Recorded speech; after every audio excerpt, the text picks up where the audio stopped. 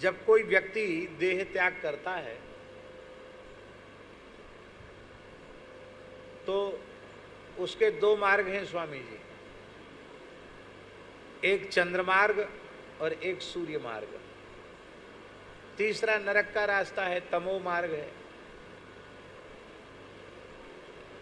तमो मार्ग से अधोगति होती है, चंद्रमार्ग और सूर्य मार्ग से उत्तम गति होती है। चंद्र मार्ग से जो जीव जाते हैं वो स्वर्गादि लोकों में अपने पुण्य का भोग करके फिर धरती पर जन्म लेते हैं, और जो सूर्यमंडल का भेदन करके जाते हैं वे लौट कर फिर संसार में आते नहीं, उनका मोक्ष हो जाता है। अब भगवान के नेत्र ही सूर्य चंद्र हैं, भगवान के नेत्र सूर्य हैं। चंद्रमा मनसो जातस चक्षोहो सूर्यो अजायत, सूर्य नेत्र हैं। अब सूर्य की पुत्री यमुना जी हैं, अब भगवान यमुना जी का पाणी ग्रहण करने वाले हैं, और ये होने वाले सूर्य के जमाई को ही मारना चाहती है। इसलिए सूर्य ने बोले भले ही ठाकुर जी को नहीं मार पाएगी, ठाकुर जी ही इसको मार देंगे, पर मैं इस दुष्टा को अपने मार्ग से गोलोक नहीं जाने दूंगा। इसलिए मानो पलक गिर गई, अर्थात इसका सूर्य मार्ग अवरुद्ध हो गया। जब सूर्य ने पूतना का द्वार बंद कर दिया, मोक्ष का द्वार, तब भगवान ने मन से पूछा, मन में चंद्रमा है, चंद्रमा मन सो जाता, मन में चंद्रमा है। चंद्रमा से पूछा भाई तुम ही रास्ता खाली कर दो, ये पूतना को सदगति तो हमको देना है।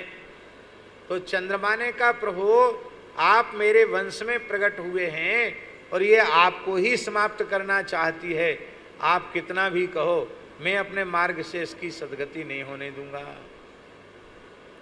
अब नरक इसको भेजना नहीं है, पर स्वर्ग का और गोलोक का द्वार तो बंद हो गया। अब क्या होगा? तो मानो ठाकुर जी ने नेत्र बंद करके यह संकल्प किया, जिस जीव के कल्याण के सारे मार्ग अवरुद्ध हो जाएं, उस जीव को मैं पुष्टि मार्ग से मोक्ष देता हूं। पुष्टि मार्ग माने कृपा का मार्ग, अनुग्रह का मार्ग। मैं अपने संकल्प से ही इसको मुक्ति प्रदान करूंगा। और ऐसा हुआ है, प्रमाण है गोस्वामी जी के शब्दों में। सिय निंदक अघोघ न साये, सिय निंदक अघोघ न साये, लोक विशोक बनाए बसाए, लोक विशोक बनाए बसाए।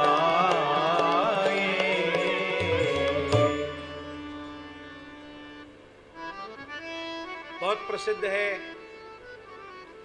कुछ रजक ने जानकी जी की निंदा की और कुछ काल तक श्री जानकी जी को वाल्मीकि महर्षि के आश्रम में निवास करना पड़ा। जब राम जी अपनी लीला का संवरण करके नित्य साकेत जाने लगे तो संपूर्ण अयोध्या वासियों को उन्होंने अपने साथ ले लिया। यहां तक कि कीट पतंग भी दिव्य रूप धारण करके भगवान के साथ नित्य साकेत पधारे। वो धोबी, वो भी था, वो भी कहता हम भी चलेंगे, और धोबी को कोई चलने न दे, चलट माता जी की निंदा करने वाला, भाग यहां से। वो बेचारा जैसे तैसे धक्का खा खा करके भी राम जी के पास पहुंच गया, रोने लगा, हमको छोड़ के जाऊं, लेकिन तुम भी चलो। कैसे चलें, हमको तो सब ठूसा मार रहे हैं, कैसे चलें? बोले हमारा पीतांबर का छोर पकड़ लो। तो बेचारे ने, ऐसा होता ना भीड़ में खो ना जाएं बच्चे तो कपड़ा पकड़ लेते हैं, उंगली पकड़ लेते हैं, उसने पीतांबर पकड़ लिया। अब ठाकुर जी ने उसको अपने बगल में ले लिया तो अब किसकी हिम्मत जो उसको ठूसा मारे। अब तो चला, चलते चलते चलते चलते स्वर्गलोक, महरलोक, जनलोक, तपलोक, सत्यलोक, सब लोगों को पार करके अंत में जब नित्य साकेत धाम में गया तो सब तो चले गए साकेत में, पर ये जब घुसने लगा तो साकेत के द्वार बंद हो गए। साकेत के द्वार बंद हो गए भगत जी, क्योंकि साकेताधीश्वरी श्री सियाजू हैं, आचार्य हैं, वैकुंठेश्वरी। साकेत की स्वामिनी तो श्री किशोरी जी हैं, आचार्य हैं, जिनकी कृपा के बिना जीव को रघुनाथ जी के चरण कमल नहीं मिलते। उनकी निंदा करने वाला, आचार्य तत्व गुरु तत्व की निंदा करने वाला साकेत में धाम में नहीं जा सकता। राम जी ने कहा बंद क्यों कर दिए कपाट? बोले महाराज आपने हमारी भी मर्यादा बनाई, जब आप अपनी मर्यादा की रक्षा करते हैं तो मेरी मर्यादा की भी रक्षा करनी पड़ेगी।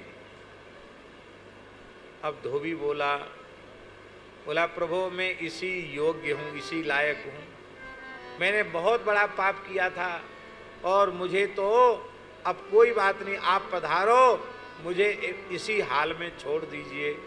भगवान ने कहा मैं छोड़ नहीं सकता। क्यों? मेरी अयोध्या की महिमा कम हो जाएगी, मेरी महिमा कम हो जाएगी। क्यों?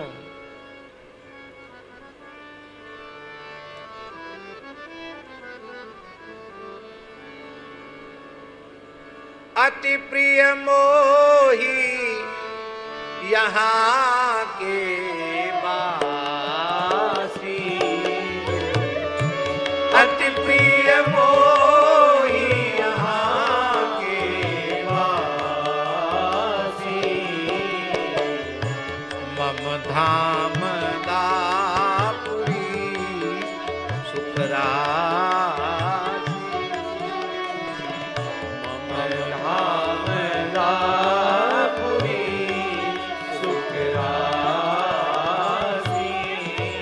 मेरे धाम को देने वाली बात झूठी हो जाएगी, तब क्या करें? ब्रह्मा जी बोले हमारे यहां जगह नहीं, इसको रहने की मत भेजना। इंद्र बोले ये महापापी हमारे यहां भी मत भेजना। कहां तक कहें? यमराज बोले महाराज ये इतना भारी पापी है, इसके लिए कोई अलग से नरक बनाना पड़ेगा, ये तो नरक में रहने लायक भी नहीं है। भगवान बोले न नरक में रहेगा, न स्वर्ग में रहेगा, न ब्रह्मलोक में रहेगा, ये मेरे धाम में रहेगा। कैसे रहेगा? धाम के तो कपाट बंद हो गए हैं। भगवान बोले मैं सत्य संकल्प हूं, एक नया साकेत इसके लिए बना दूंगा और उसमें इसको बसा दूंगा। लोक विशोक बनाए एक नया साकेत बना दिया, फिर बसाए। सिय निंदक यघ भोग नसाए, सिय निंदक यघ भोग नसाए। लोक विशोक बनाए बसाए, लोक विशोक बनाए बसाए।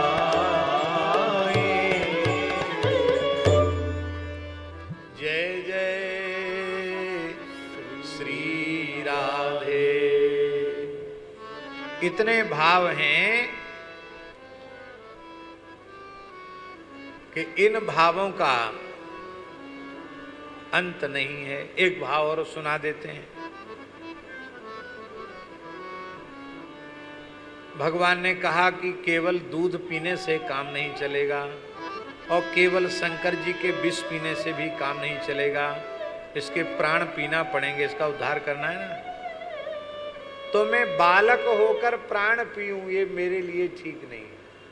बालक मां के प्राण थोड़ी पीता है, दूध पीता है। तो मानो भगवान ने नेत्र बंद करके भोले बाबा से कहा आप दो काम करो, इसके विष को भी पी जाओ और इसके प्राणों को भी पी जाओ। मैं तो केवल दूध ही पीऊंगा और दूध पीकर अपनी माता की गति प्रदान करूंगा। बोलो बाल कृष्ण लाल की जय। इसलिए लिखा है प्राणई समम रोष समन्वितो पिबत। रोष समन्वितो, ये रोष समन्वित क्या है? भागवत के 12वें स्कंद में यस्य प्रसाद जो ब्रह्मा रुद्र क्रोध समुद्भव। भगवान की प्रसन्नता ब्रह्मा जी हैं और भगवान का क्रोध रुद्र है। इसलिए रोष माने रुद्र समन्वित सन प्राणान अपिवत। रुद्र के द्वारा प्राणों को पी लिया, विष को पी लिया और स्वयं बाल कृष्ण प्रभु ने दूध पीकर माता की गति दी। और महाराज जी जैसे ही इसके प्राण खींचने लगे तो ये बड़ी जोर से चिल्लाई, सामुंच मुंचालमिति प्रभाषणी निष्पीड्यमानाखिल जीव मर्मणि विवृत्य नेत्रे चरणौ भुजौ मुहुः प्रस्विन्न गात्रा क्षिपति विरोधः। बड़ी जोर से चिल्लाई, अरे छोड़ दे छोड़ दे छोड़ दे। भगवान काहे को छोड़े? ठाकुर जी ने कहा हमारी यही तो आदत है। हम लोगों का अभ्यास क्या है जानते हो? पकड़ना फिर छोड़ना, पकड़ना फिर छोड़ना। और भगवान की आदत क्या है? भगवान पकड़ना ही जानते, छोड़ना नहीं आता भगवान। अच्छा एक बात बताओ, कितने शरीरों को अब तक छोड़ चुके हो? कोई गिनती है? कितने परिवारों को छोड़ चुके हो? कोई गिनती है? अरे जहां भी पैदा हुए होगे वहां सब परिवार होगा कि नहीं होगा? वो रह गया क्या? वो छूट गया। हजारों लाखों करोड़ों बार संसार छूट चुका है। जहां गए वहीं शरीर को पकड़ के बैठ गए, परिवार को पकड़ के बैठ गए। क्या पकड़ के रख पाए? छोड़ना पड़ा। किंतु क्या ठाकुर जी ने कभी हमारा साथ छोड़ा? ठाकुर जी ने हमारा कभी साथ नहीं छोड़ा। इसलिए ठाकुर जी ने और जोर से पकड़ लिया कि तू कह रही छोड़ दे, या तो मैं पकड़ता नहीं, पकड़ता तो फिर छोड़ता नहीं। और छोड़ूं तो कैसे? बीच मझधार में छोड़ना मुझे आता नहीं। बीच मझधार में कैसे छोड़ूं? ठिकाने लगा के छोड़ूंगा। बोलो भक्तवत्सल भगवान की जय। भगवान ने इसके स्तन को बड़ी जोर से पकड़ा और पकड़कर दबाया। हैं? इसलिए महाराज जी लिखा है कि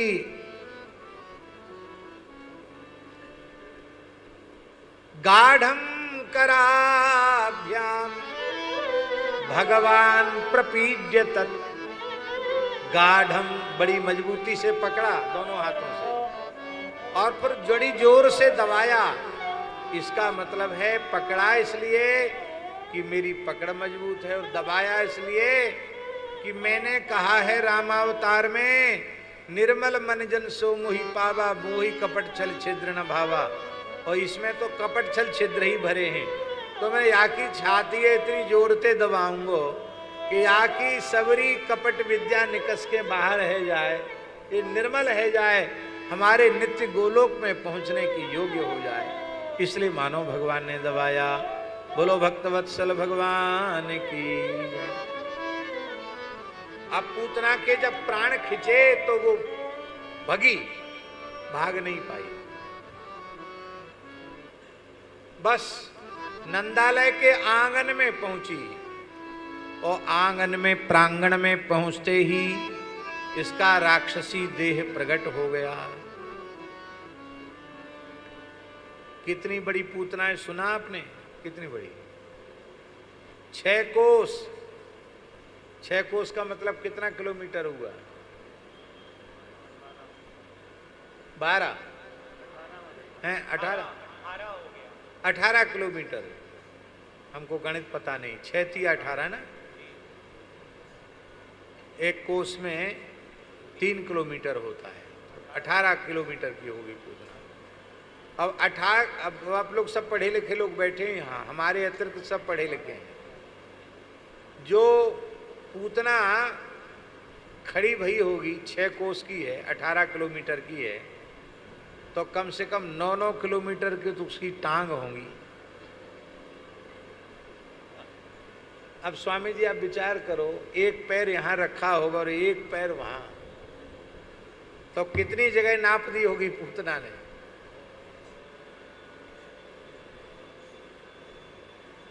भाई 9-9 किलोमीटर की टांग है उसकी, तो 9 किलोमीटर की टांग ऐसी बढ़ाएगी तो एक टांग में कितने किलोमीटर नप जाएगा। और बस एक पैर यहाँ एक पैर आगे धरा, चित्त खान धड़ाम से गिरी और ऐसे लगता था मानो काजल का 6 कोस का पहाड़ गिरा हो। एक हमारे इनको शास्त्री जी को पता है,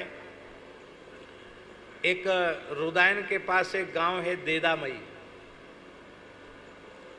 देदामई के शास्त्री जी थे, बहुत अच्छे थे, हमसे बड़ा प्रेम करते थे,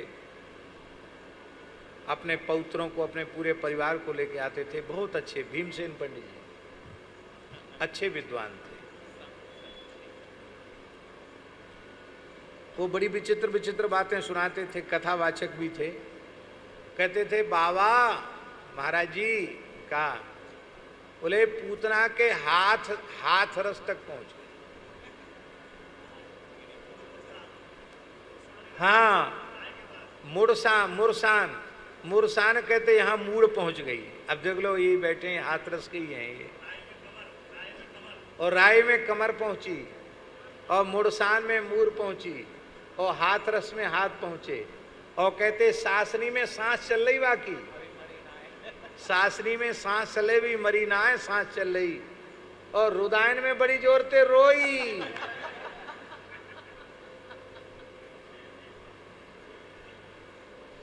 तब जाए के पूतना मरी। बोलो भक्तवत्सल भगवान की। ब्रजवासी पंडितों के भाव हैं। आहा, ऐसे लगता है कोई 6 कोस का काजल का पहाड़ धरती पर पड़ा हो। 6 कोस का काजल का पहाड़ धरती पर पड़ा हो, और उस काजल पर्वत के 2 उच्च शिखर हों, उनमें एक शिखर के ऊपर कोई नील वर्ण की बिजली चंचल होकर खेल रही हो। है नील बिजली की सी कांति भगवान के श्रीअंग की है, और पूतना के पयोधर पर ठाकुर जी खेल रहे हैं। खेल क्यों रहे हैं? बोले अब ये निपूती ना है। पूतना माने पूतना, जिसके पुत्र ना हो।